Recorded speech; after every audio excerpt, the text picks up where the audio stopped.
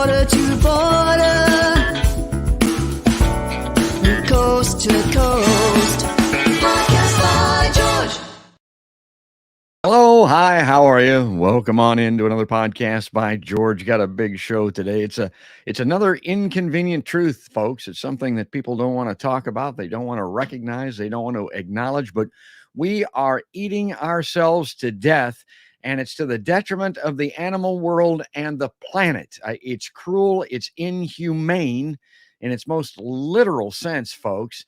And it's major. It is the major contributing factor to the climate catastrophe that we're seeing evidenced around us each and every day. And I hope that you got a chance to see the promotion, the graphic that we had today. And it's our next pandemic. Yeah, a lot of people are not aware of this. You know, it just happened that bat, I think, was in a lab in Wuhan. And that's where the thing got released this first time around. My God, set the world on its ear upside down. We still haven't recovered, probably never will.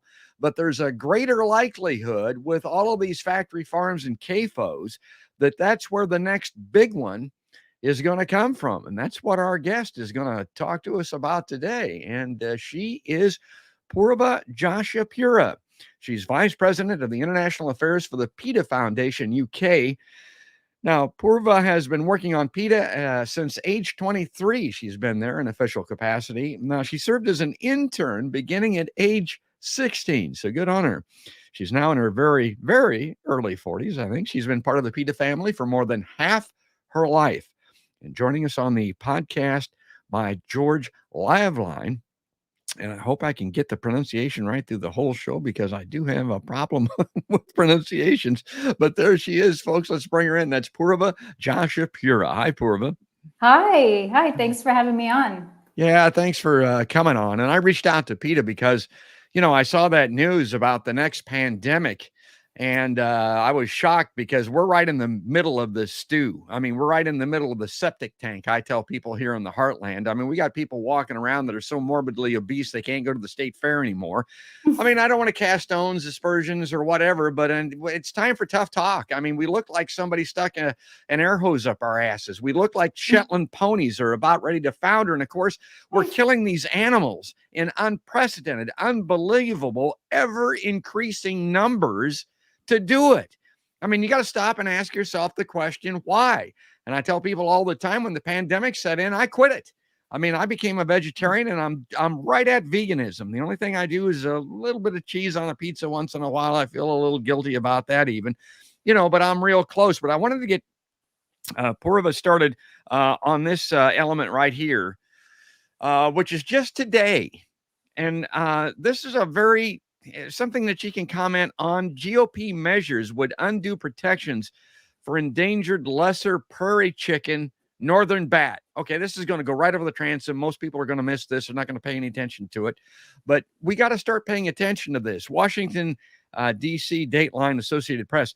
Congress has approved 2 measures to undo federal protections for lesser prairie chicken and northern long-eared bats, 2 endangered animals that have seen their populations plummet over the years. Okay, so Poorva, let's jump in here because I remember when I was a kid, you know, I grew up around redneck alcoholic truck drivers is the way that I like to describe it. But they would look at this and say, well, I don't give a damn about any toady frogs. I mean, I don't care about this, but explain why this is all important. Yeah, so I think a lot of people have the impression that, you know, when the numbers of certain species are on a decline, they'll automatically be put on an endangered list or, vulnerable list. And that's not necessarily true. Conservationists have to often fight to get species on. And the reason for that is because there's a lot of vested interest by some to keep animals off of these lists. For instance, the lesser prairie chickens that you're talking about, their habitat is right where the oil and gas industry has set up. It's also where there's a lot of cattle grazing for beef, for leather. And so those industries have fought very hard to get these animals off of the list. Because what happens when they get on the list is that there has to be efforts made to protect these animals from harm and to protect their habitats.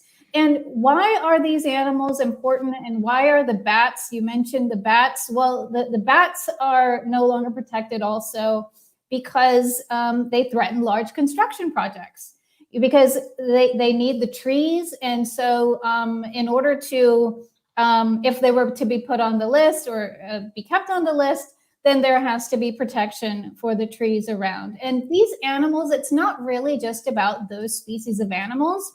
When you're talking about this, the prairie chicken, or when you're talking about this bat, they really represent other animals also, and other plant life that live in the area. So the prairie chickens, they also live in an area of the Great Plains, which it has a lot of grasslands. Well, grasslands are very important. Grasslands play a critical role as carbon storing systems. And so when you're setting up these places for the cattle to graze, or these industries to set up, we're also harming ourselves, because we're harming protection for ourselves in the form of grasslands, in the form of insects that would be playing an important role in our ecosystem, or even these bats. You know, they play an important role for pest control, for spreading seeds. And so it's these are representatives of a much larger problem. And so protecting them also means protecting ourselves. Well, it's well said. It's the way that I put it. Now, I'm not going to go all spiritual on this particular podcast, but it's all part of a grand design, folks. You want to screw with the grand design? Have you looked around lately? That's what we've been doing. How's that working for us? I mean, look at the polar ice caps. Look at the 100-degree-plus waters off the shores of California. Look at the wildfires. Look at the intense temperatures now and the storms. And my God, let's not screw with the grand design. The other thing about the prairie chickens, when I hear you talk about that, Poorva, there's so many people in this part of the country particularly. I mean, they walk around 24/7 in camouflage. They carry their guns strapped to their asses when they go to the grocery store. I mean, they're outdoorsmen. I mean, okay, your predecessors that came across this land, who were the real outdoors people that lived off of the land, Native Americans that lived here and that type of thing, what were they surrounded by? This type of wildlife. Prairie chickens. So if you want to replicate that, you're wearing the camo, you got the gun, you're going out for deer hunting season, all that kind of. How about keeping the prairie chickens around to really round out the experience, folks? Because that's part of the world that you are so dedicated to wanting to live in, supposedly, but not so much. Let me get back to this article here. Oh, go ahead. Did you have something else to say? Well, I do. I mean, because the other threat, the huge threat to the prairie chickens and to all the animals and the plants in this region is the bulldozing of areas for the development or for the planting of corn and soy. And corn and soy, the production of corn and soy takes up more than a third of America's agricultural land, but humans only consume less than 10% of it. Most of it goes to factory farmed animals, many of whom are also housed in factory farms that sprawl across the Midwest, having cleared the plants that once stood there and the ecosystems that once stood there. So our consuming meat, eggs, dairy, all of this is linked to the decimation of these animals and the decimation of ecosystems that actually protect us from climate change and other effects. Well, it's great to have PETA on the live line, because if you go to PETA.org, you're going to see the tough kind of reality that I'm talking about. It's time for tough talk, folks. We haven't got much left. It doesn't look to me like. Poorva, I talk all the time about living in a 2020 world. We can be dead in 20 minutes from an accidental nuclear strike, screwing around with these nuclear weapons over there in Ukraine and places like that. We can also be dead in 20 years or less because of the climate catastrophe. And of course, if you happen to have a pandemic in there, it can be much less. It can come and get you. And then, of course, if you eat these animals and get food poisoning and everything else associated with it, it can be even sooner than that. But this is some tough talk to amplify on what you're talking about here a little bit, because, again, before we get off of this issue, the legislative actions backed mostly by Republicans represent rare congressional involvement in matters usually left to the U.S. Fish and Wildlife Service and the National Marine Fisheries Service. Okay, so I just wanted to emphasize that. This is unusual that they're doing that. But why?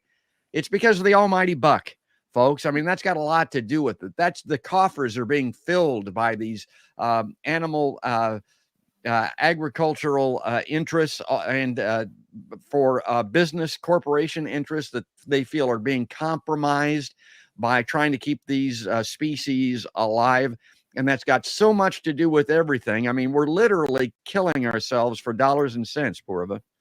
Well, yeah, and it's really a funny way to calculate it in any case, because there's a recent study that shows that by 2100, the global GDP could be 37% lower than what it would have been without the impacts of global warming. So when we take the effects of climate change into account, then it's actually costlier to us. It's costlier to us in terms of our environment, in terms of our GDP, but also our health. We need a healthy environment to be healthy humans. And so it comes at a very, very high cost. So the prairie chicken's health has a lot to do with our own. Well, I didn't want to spend the whole show talking about prairie chickens, but it deserves talking about. And again, that's just what was on the transom. That's just in the news this morning. It's all around us. It's everywhere. We have got to wake up. We have got to look up, to cite that particular popular movie. And here's the reason that I got Poorva on the show. This is one that jumped out at me. The next pandemic could spring from the U.S. meat supply. A new report finds the next global pandemic could come from the United States. That's the sobering message of a report from Harvard Law School and New York University. Some real smarty pants folks there, folks. But a lot of this is, common sense, examining how humans, livestock, and wild animals interact here. The next global pandemic could come from the United States. Yeah, as I started off saying, not Wuhan, not a lab out there on the other part of the world where we'll have time to react and wait for it to descend upon us. Right here. That's the sobering message of a report from Harvard Law School and the New York University, as I mentioned in that earlier slide. Okay, Poorva, tell us, give us the lowdown on what they're talking about here. So this report actually shouldn't surprise us at all, because pandemics have taken root in the US before. So, given that how 99% of animals in the United States are reared on extremely crowded factory farms, the likelihood of a pandemic stemming from the US is actually very high. I would say higher than many other countries. So it's estimated that the 2009 H1N1 swine flu killed up to over 575,000 people around the world in just the first year that it circulated alone. And the reason why I bring up that illness is because that swine flu took root in an intensive pig farm in North Carolina in 1998. That's where the ancestor of that swine flu could first be found. So that year, a virus that had been circulating in pigs for decades combined with both human and bird flu viruses, creating a new kind of combined virus. And then the 2009 H1N1 swine flu pandemic was born out of that virus circulating in pigs who were being shipped around the world, combining with a different kind of Eurasian swine flu. So that's how it came to be. That's not something that the meat industry is going to shout about or wants people to know, but really it took root on a North Carolina pig farm. And that shouldn't come as a surprise if we look at what was going on in North Carolina in 1998. So By 1998, the North Carolina's pig population was exploding at about 10 million. And so that was about something like a 400% increase from just a few years before. And at the same time, the number of pig farms there was rapidly shrinking. So that meant there was far more pigs packed per farm, like around 25 times more than just some years before. So it should come as no surprise that about a decade later, the world suffered the H1N1 swine flu pandemic.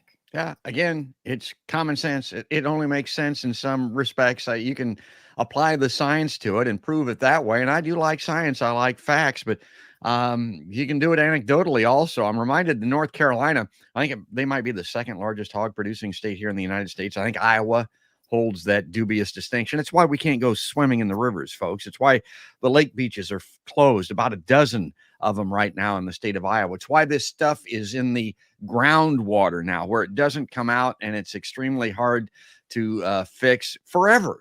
I mean, that's what we're doing here in Iowa. Well, in North Carolina, they passed a law, if I'm remembering correctly, Poorva, that allowed these CAFOs to broadcast, to spray affluent, the hog manure into the air. I can't remember why or how that was done, to apply it to the fields or whatever, and it covered a town.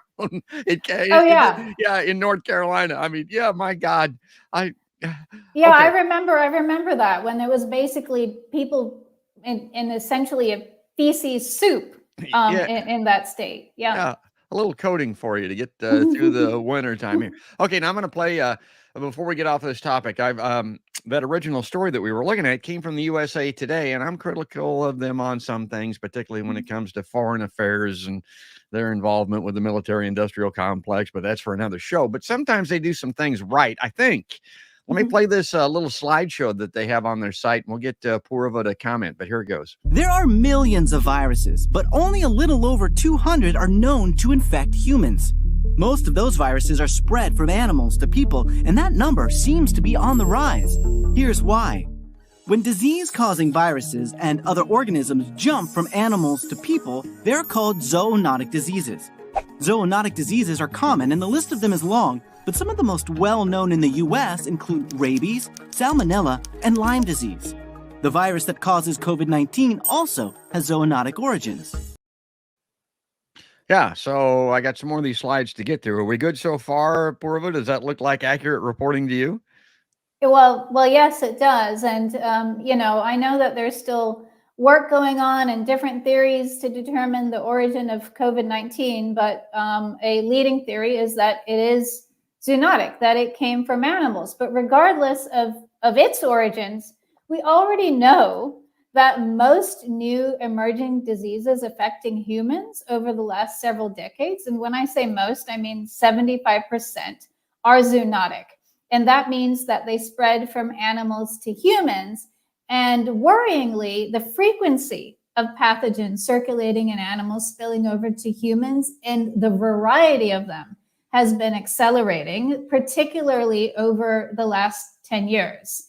And when zoonotic diseases are the ones that they mention, it's SARS, it's even HIV came from animals to humans. It is believed through hunting chimpanzees in Africa. Ebola also thought to be related to hunting of apes, various bird flus, swine flus, and many more. So if we're going to be disease detectives, we only need to ask ourselves, what's changed recently that would increase the likelihood of humans catching animal diseases? And the answer is simple: our intensified meddling with nature, factory farms, live animal markets, increasingly going into forests and cutting them down, often to make room for animals used for meat and leather and dairy and so on, is what's harming us. These little clips from USA Today, they're only about 25, 30 seconds. I want to spin through these things very quickly. Some of what Poorva is talking about is in here. Let's go take a look at the next one. We'll get a reaction to that. Harmful germs like viruses, bacteria, parasites, and fungi can spread from animal to human in 5 different ways. direct contact, like petting or getting scratched, indirect contact, which could mean touching a contaminated surface like a chicken coop, vector-borne, like being bitten by a mosquito, food-borne, such as consuming undercooked meat, or waterborne, like drinking contaminated water. I was kind of surprised to see that. I don't know if they're talking about the potential for a pandemic type disease, but that could come from water or food. Is that true, or is it more likely to come from the other sources, the other ways? Well, I think the problem is it may come from directly from animals or something like that first, but then just like what we've seen with COVID-19, we then spread it to each other. And so that's the real danger. So just this month, the world, I'll give you an example. The World Health Organization put out a warning that the ongoing global bird flu outbreaks pose a huge and growing risk to human health. And one of the deadliest bird flus is H5N1 bird flu. It has an up to 60% mortality rate in humans. And it used to be, I mean, it is largely in Asia, but now it's been seen all over the world, in countries all over the world. And they say that this bird flu is now increasingly infecting mammals. Now, why is that worrying? It's because we're biologically more closer to other mammals than we are to birds. And that means that the virus could adapt to infect humans more easily. Right now, H5N1 bird flu, humans do get it, but we usually get it from the chickens themselves. But if it mutates in a way to allow easier transmission from human to human, that's going to be far deadlier than what we've just faced with the COVID-19 pandemic. And already the COVID-19 has, the last time I checked, wiped out the equivalent of essentially taking the United Kingdom off the map. Yeah, just think about that. And, you know, I kind of look at us as victims to a certain extent in that people didn't know research was going on in that Wuhan lab. Now, that's yet to be, but here's what I think happened. They were doing some kind of research out there. I think it was NIH funded, as everybody talks about covertly. I think Fauci had a hand in that. I think that old man may have his, you know what, in a ringer over it eventually here, but he's old enough that it probably won't come against him. But they shouldn't have been doing that. And that's what happened in Wuhan. And as long as I'm talking about COVID, you know, yeah, people get sick and illnesses following vaccination. Some people can get a pinprick with saline and die. I mean, that happens. And we're conflating these issues. And the way that I put it to people is it's very much akin to the polio vaccinations. If everyone who had died after polio vaccinations had been attributed to the vaccination itself, my God, we would never have had another vaccine. So anyway, I don't want to digress here and go off too much on that, but I want to, let's play this next slide, and this will get to some of what Poorva has already spoke about, but this is pretty good. HIV, for example, is believed to be a zoonotic disease. It's a virus that attacks the body's immune system, and if not treated, can lead to AIDS. Studies show that HIV may have jumped from chimpanzees to humans as far back as the late 1800s in Central Africa. Scientists believe that the virus was probably passed to humans when people hunted these chimpanzees for meat and came into contact with infected blood. Yeah, again, infected blood, but they shouldn't have been doing that, folks. And again, if they're starving to death, which is kind of an excuse for animal hunting and animal eating in general, feed them. I mean, help them. We've got the money. We can do these types of things. This doesn't need to exist any longer. Poorva, I cite the circumstance in this country. There's the Hatfield and McCoys. Everybody will know what that is here in the United States. That long-standing feud started because one of the families took a hog from the other family that they were going to use to survive on, basically, during the hard times, you know, a century or two ago. Well, those days are long gone. I mean, my God, we have bacon festivals here where people have bacon eating contests, and people are just eating way too much and way too much of these animals. It just isn't necessary and shouldn't be done any longer if we want to protect ourselves from being the next prairie chicken. Poorva. Yeah, and I tell you what, I mean, even in Africa, where they do have rules against hunting apes and so on, a lot of those animals are hunted to fuel people who think of it as a gourmet meal or something exotic to eat. It's not necessarily even to put on, you know, the food, the plates of regular people. But the other thing is, what struck me when I first learned about this is that there's numerous types of HIV. It's actually thought that HIV jumped to humans 12 different times, at least 12 different times.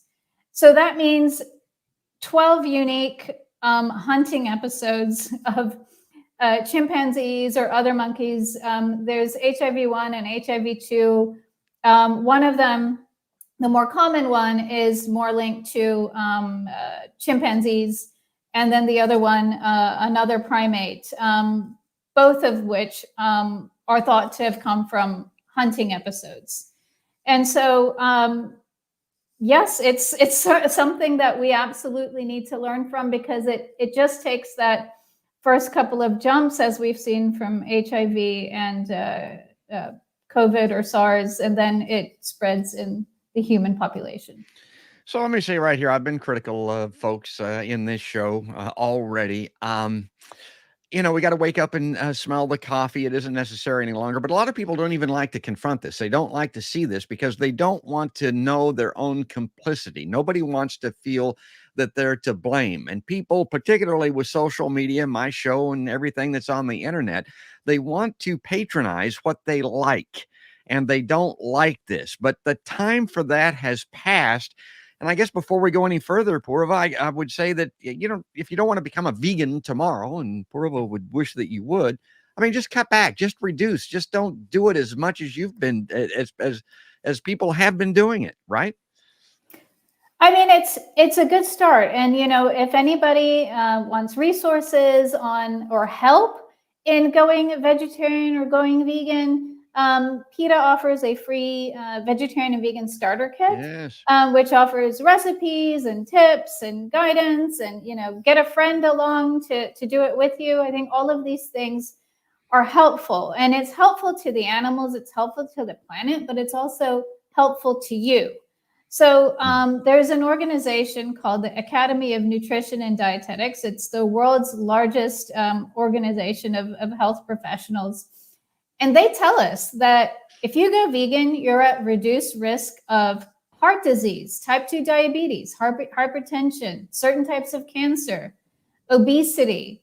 I mean, these are some of the biggest killers of Americans, but it's also some of the biggest killers of people around the world. So it's certainly to our own benefit, not only to the benefit of animals. Of course, animals will benefit and the planet will benefit, but it's to our own personal direct benefit to eat this way. Now, let me jump in here and say I speak to people, particularly, again, got to remember, we're in the hog capital of the world here. I'd say, yeah, well, that's all well, but I just can't give up bacon. My God, I cannot go without my bacon. I love bacon. Now, don't ask me why people are like that, but they are. But and we're in the middle of bacon eating season here, because it's the season of BLTs, bacon, lettuce, and tomato sandwiches. The tomatoes are coming on. Well, let me say this. Morningstar has these veggie bacon strips. I don't know exactly how they make these things, but let me tell you something. If you microwave those and you put them on your BLT with the lettuce and the tomato and the vegan mayonnaise as an example, you will not know the difference. I'll just bet you that you can't tell the difference, and you won't have the grease and all the bad things that are in there for you. It's amazing. It really is. I'm not just saying that. I didn't get on this wagon until just a few years ago, but it is a fact. Well, we got to move along here. We're going to run out of time. We're already halfway through the show. I want to, and she mentioned PETA's resources. Now, here's something that's great. Let's talk a little bit about these things. And when it comes to these, you like bacon, you like CAFOs, you like animal agriculture here in the state of Iowa, 35 mind-shattering facts linking factory farming to the climate crisis. Meat production is a leading cause. Some people say the leading cause of the climate crisis, water waste, and deforestation. Why is everyone overlooking this again, for God's sake? Number one, meat production wastes a ton of water. I'm going to play a little bit of a clip from the great Lee Camp here shortly where he talks about this. It's really great. It takes up to 1,800 gallons of water to produce 1 pound of meat. Poorva, I got to admit, I did a head snap when I can't believe that. 1,800 gallons of water to produce 1 pound of meat, which is something like 50 full bathtubs. Meanwhile, it takes 25 gallons of water to produce 1 pound of wheat, which is less than 1 bathtub of water. And when it comes to the cruelty to the animals, when it comes to the effect that it has on the climate, I mean, you can just move down this water thing is the next looming crisis. Pandemic, yes, all that type of thing. We are running out of water as the planet overheats. It's going to become more of an issue, and these are shocking statistics, Poorva. Well, yes, and I think a lot of people may not realize, or they would realize if they thought it through, that if you're growing wheat, you're just watering the plants. You're watering the plants directly. If you're creating a pound of beef, you have to first raise the animal up to a certain age. You can just imagine how much water a cow drinks throughout his or her lifetime. And so, you have all of that water. Then you have the water of the slaughterhouse. You have the water of the plants that were used to grow to feed these animals. And that's why all combined, it is far more resource effective to eat plants directly than it is to channel them through animals first. 1/3 of the world's freshwater resources goes to animal agriculture. Wow. 1/3 of the world's cropland goes to animal agriculture. Imagine how many more people we could feed if we were just eating those plants directly. And so it's the methane that a lot of that the ruminant animals produce, but not just them. It's animal agriculture as a whole, whether it's chickens or whether it's pigs, all contributes to climate change. And so the Oxford University researchers have found that just by cutting out meat and dairy products, we can reduce our own carbon footprint from food by up to 73%. And they say that makes it is conceivably the single biggest way to reduce our own impact on the planet as individuals. Yeah, negative impact. Well, we're just a little over halfway through the show here. I like to hold these to an hour, and she's very gracious to share her time. Folks, we're talking to Poorva Joshipura. She's the Vice President of International Affairs for the PETA Foundation UK, which is where she is today on the Podcast by George LiveLine. Okay, we're going to put our feet up on the desk here for a second. I'm going to play this Lee Camp clip. The great Lee Camp. He's been on my show before. Matter of fact, I've got a 5-year anniversary coming up, and I may have Lee back on if he can come on sometime in September. And if he does, he'll be talking about this. Now, this is from his show, Redacted Tonight, that was canceled. He's been censored. It's been stripped from YouTube. You can't see this. But somebody's got this particular episode, and this is just great stuff. And ask yourself again, why is he censored? Well, partially because of stuff like this. Let's watch a little bit of Lee here, and then Poorva and I will come right back. In the past, when I've talked about factory farming, I've said, let's ignore for a moment how awful it is for the animal and instead talk about how it's actually the #1 cause of man-made climate change. Over 190 billion gallons of water daily are used for animal agriculture. Yes, that's daily. It takes up 55% of our fresh water compared to only 5% used in households across America. Ocean dead zones, fishery depletion, species extinction, deforestation, world hunger, food safety, heart disease, obesity, diabetes. There's one issue at the heart of all these problems: our demand for and reliance on animal products. And it creates lagoons of shit filled with millions of tons of feces that in North Carolina, the Congress made sure could legally spray it into the air, coating nearby townspeople. That's what I've said in the past. This time, I'm saying, let's not ignore how awful it is for the animals, because yes, cows are people too, all right? Let's start with hens, where most of our eggs come from. Nearly 280 million laying hens in the United States are confined in barren wire battery cages, so restrictive, the birds can't even spread their wings. These hens have less than the surface of an iPad to live on their entire lives. I'm not going to show you the video because it's rated R and I don't want to scare the kids, all right? But next time you're looking for like a good horror movie, like something that'll really make you piss your pants, you know, just grab your popcorn, put your arm around your lover, and watch some undercover videos of factory farming, just for hours. Wow, that's the great Lee Camp. You can go to leecamp.com. He puts it in sensibilities. He puts it in comedy. The guy, Poorva, I think I'm pretty good. I'm pretty good at this. This guy is great. If I can get him back on my show, I'm going to do it. And he is singing your song, obviously. Yeah, and the what he was talking about, the way we treat animals, I mean, that absolutely matters.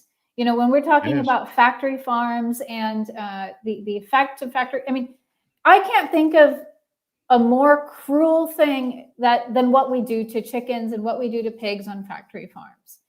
These battery cages he's talking about that egg-laying hens sit in, they're so small that the bird cannot spread her wings, that she cannot turn around, that she her feet start to gnarl into the wire because she's producing so many eggs, which are unnatural. She's been bred to produce so many eggs that are unnatural to chickens, really.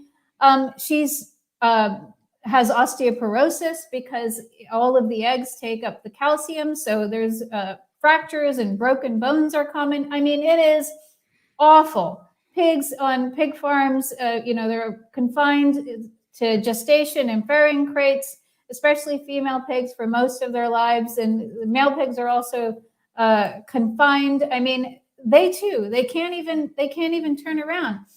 And we know so much more today than we did yesterday. Okay, maybe in the past we didn't know that chickens are, we didn't know in the past that chickens are so smart that scientists are comparing their smarts to primates, to dogs and cats.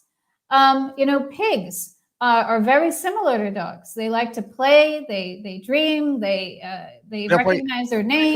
They play video games. They can work video games. They can work a joystick. Here's the point that I make to people all the time, and we tend to conflate intelligence, how smart they are, by relating it to human intelligence. But you got, for their world, for a chicken and for a hog, we're about the dumbest thing that there ever was. For God's sake, we're making ourselves extinct. They're not doing that. We can't do any of the things that they can do. It's just two different types of intelligence. And which one is the closest to human intelligence? Well, you can debate that. But as far as I'm concerned, the way I'm looking at things right now, Poorva, you want to get as far away from human intelligence as you possibly can. I wanted to bring this up on screen and have you comment on this, because this is really, this kind of gets to my world a little bit. Now, I just had Jim Walters on my show. He's an Iowan here. He's a farmer. And he talked about how when he was a young man, Poorva, he served in the Peace Corps. And that really opened his eyes and created an awareness and an affinity for the people of India, because that's where he served. And he got a world view, a world perspective, which he still has today. Well, with these animals and the urbanization of America and the fact that none of us are on the farms and around animals, and we don't spend times living amongst them, we don't understand or appreciate or see their humanity's not the proper word, but we don't see the life in these animals. We just see the styrofoam tray, in the supermarket. So unless we can get people out and get them around animals so they can understand, like Jim Walters did with the Indian people in India. It's kind of contingent upon me and you and people like that to spread the word the way that we're doing right now. Oh, yeah. I mean, there's a real cognitive dissonance when it comes to what we do to animals, because I think most people are kind. You're rarely going to find somebody who says, yes, I like cruelty to animals. Nobody is going to say that. And yet those same people who know that it's important to be kind to animals will eat animals. And so why is that? And there's a phenomenon called the meat paradox, which tries to make sense of this. And they say, just, we are so disconnected from the animal on our plate. We call it beef. We don't call it slaughtered cow. We call it pork. We don't call it abused pig or something like this. And so that, and then they're putting their bodies into packages. I mean, by the time it comes to us, it almost doesn't even look like, you almost have to remember that, oh, yes, this came from a chicken, or this came from. Yeah, that's not by accident. That's by design. I mean, that's why they're calling it pork, as she mentioned. That's why they call it beef. And they don't want you to think cow. They don't want you to think pig, poultry. They don't want you to think that. Let me, before I lose you here, because this is something that is really important. And one of the biggest reasons is this was an article that you authored, right? Yeah. Let me bring this up on screen here. I want to see if I'm missing something here. You said, when I eat meat, if someone wanted to ask me if I loved animals, I would have said, man, enthusiastic yes. After all, I adored playing with dogs and cats. I would come across, enjoyed feeding squirrels and birds with my grandmother, and liked watching wildlife documentaries with my father. Poorva, I tell people this all the time, that those hogs that we're killing by the millions, they're not any different than your dog, in that they want to live. They want to procreate. They want to have a life just like your dog does. Hell, you wouldn't kill your dog, would you? Why do you kill a pig? And that's right. And we wouldn't kill dogs. I mean, in the US or here in the UK where I am, people would be absolutely aghast. I mean, it's illegal. Yes. But people do eat dogs in certain parts of the world. Yes. And how do we react? We react with absolute horror. But the pigs you mentioned, the chickens, lambs, all of these animals want to live just as much as your dog or your cat. It's actually just an arbitrary, it's a cultural construct. Whether you call an animal friend or whether you call an animal food, it's not based on anything besides culture and besides sort of arbitrary designations of animals. And so, we wouldn't normally eat parrots. So, why do we eat chickens? And so, if we really start thinking of it like that, we realize that we can think of, we don't have to eat these animals. You were talking about India. In India, many people do not eat cows. They consider cows sacred, but we eat cows in other parts of the world. And so it's just absolutely arbitrary. Whales, we have these big campaigns, save the whales and so on, but whales are eaten in Japan. And so, when we recognize it as a mere mindset, we can change our mindset. We can change the way, it's not that a pig is by definition food. It's just that that's the unfortunate way that pigs are used in societies that we are familiar with. Yeah, and let's start to bring it full circle here, because we are running out of time. But the big marketing slogan from the Iowa Pork Producers Council actually was pork, the other white meat, not pig, but the white meat, chicken. Why is chicken so popular? Because it's a very light white meat as opposed to the dark meats. Why? Because they have more flavor, really. And again, I'm speaking as a former meat eater. I know these things. Chicken has very little, if any, flavor. And I tell people, substitute chicken with tofu. Yeah, you won't know the difference, and oh no, I could never do that. My God, I could tell. Okay, I would like to have a challenge. You go to get your Chinese food with all of the sauces and ingredients in that thing and put cubed tofu in it instead of cubed chicken, which I do now. You cannot tell the difference. And to come full circle, let me bring this graphic up on screen again. This is from the great folks at PETA. If you don't want to do that because you don't want to compromise your diet, do it to protect yourself from the next pandemic. This is a great slogan that PETA has. Tofu never caused a pandemic. Try it today. Try it in the circumstances that I'm talking about. But just next time you go to a Chinese restaurant, instead of getting, some chicken in there, just say, give me steamed or fried tofu and tell me if you can tell the difference. And at Poorva, to our point from earlier, that at least is a start. It's a good start. And, just like what you're saying, usually when people eat chickens or whether they're eating beef or pork, and when they season it, they're seasoning it with plants. That's what they're actually seasoning it with. So the actual flavor comes from whatever they're seasoning it with, plants. And so, if you don't want tofu, you can even have vegan chicken. There's vegan meat that is designed to have the texture and the taste of chicken, but without the cruelty to animals, a lot healthier and better for the planet. Well, that's great. I think I've run pretty much through all. Let me play one more little video here. Now, this is from that USA Today thing that I talked about earlier, and it'll drive home some of the points that we've already covered. But this thing is really good. You can get this from USA Today. Go to PETA and get those 34 facts that I talked about. I could read those all on the show, but I probably would put people to sleep because there's 34 of them. But here, let's see this. Zoonotic diseases are on the rise. 60% of all infectious diseases are transmitted from animal to human because of these three main factors. First, climate degradation and overpopulation are causing humans to push farming and hunting into what were once forest and wildlands. This alters the natural ecosystems, eliminating that buffer zone between humans and wild animals.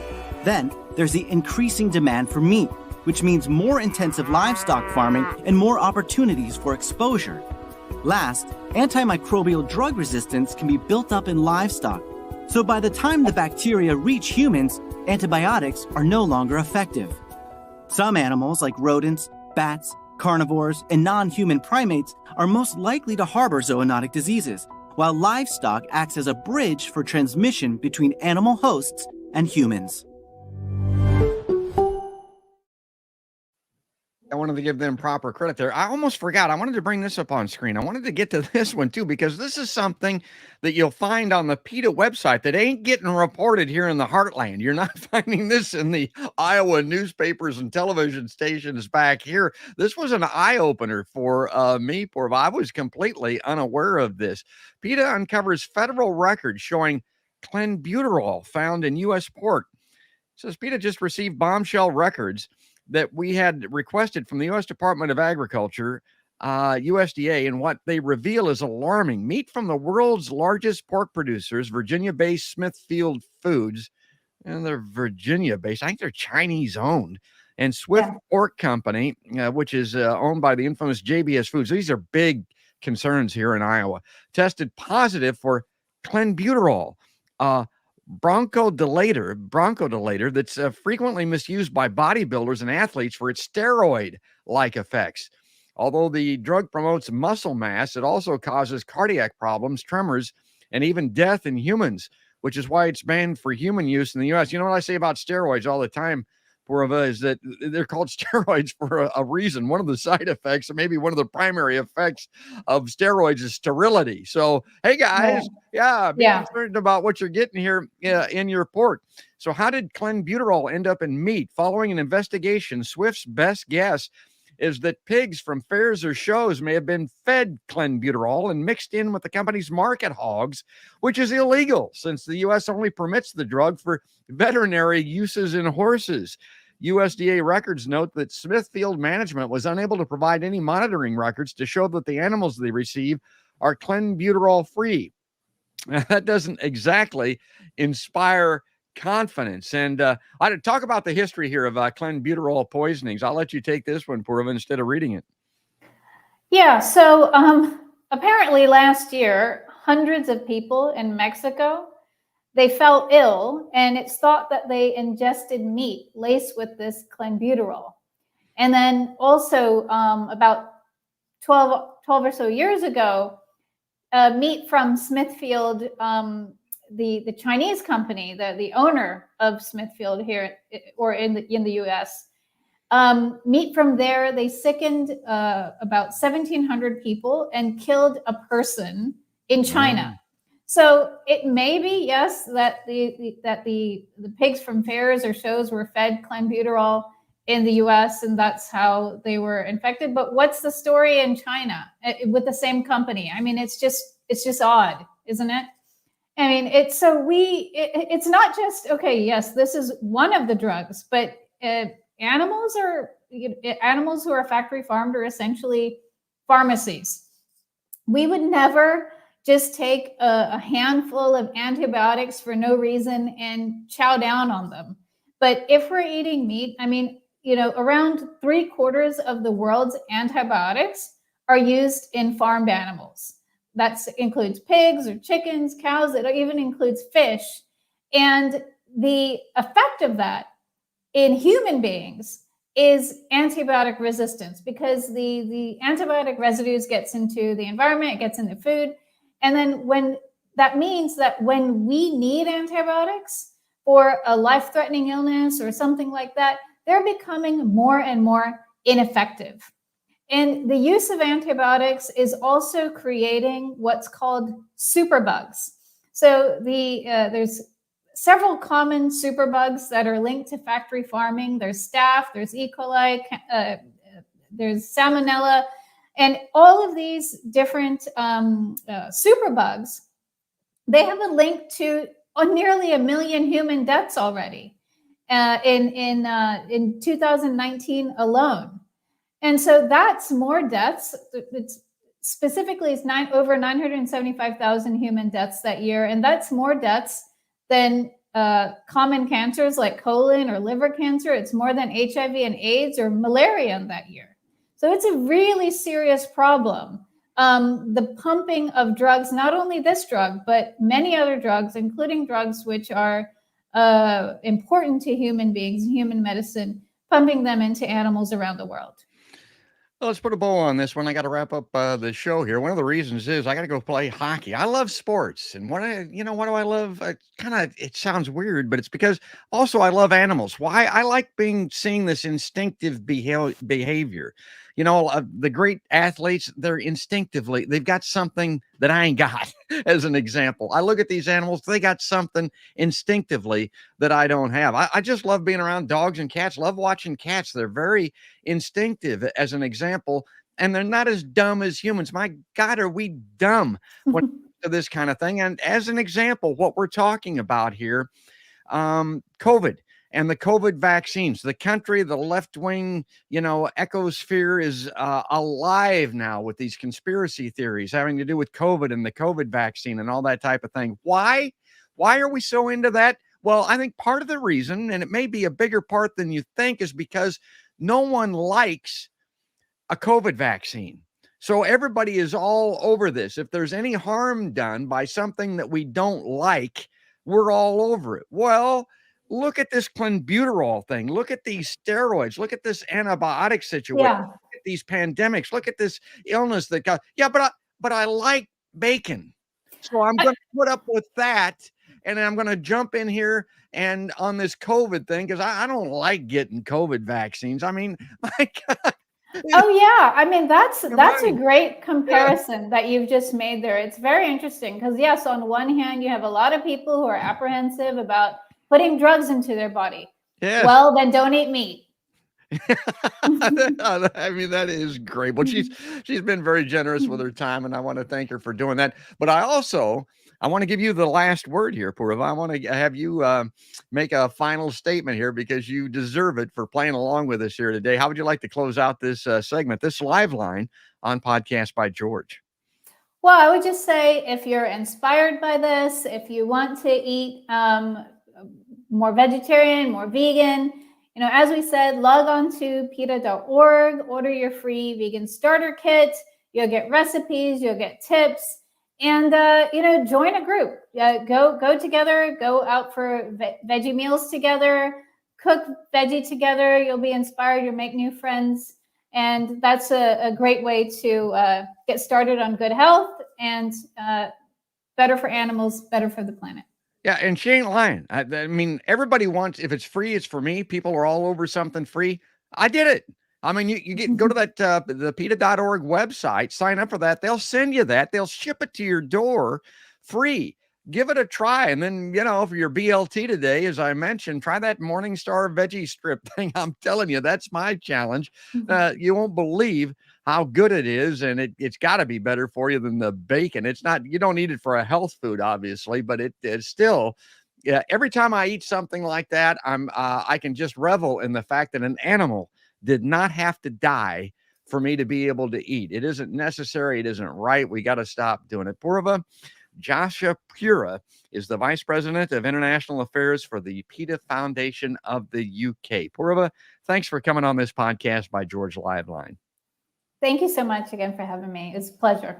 It was great. And folks, I will say this as I always do in closing. If you enjoy seeing her, if you like this point of view, if you like learning stuff that you may not have been aware of, and I do every time I visit this topic, go to podcastbygeorge.com. There you can sign up for my live streams, the video shows that you're seeing right now as they appear on Facebook and YouTube. On YouTube, ring the notification bell, give us a thumbs up. You'll be notified every time I drop a new live stream. And then, of course, if you just like the audio shows, audio podcasts, all of those platforms are there, including iTunes, or I think it's called, what is it called? Apple Podcasts now. Also Spotify, the iHeartRadio app, and places like that. But that is going to do it, folks. That's going to wrap it up. That's all there is. And there ain't no more. That's another podcast by George.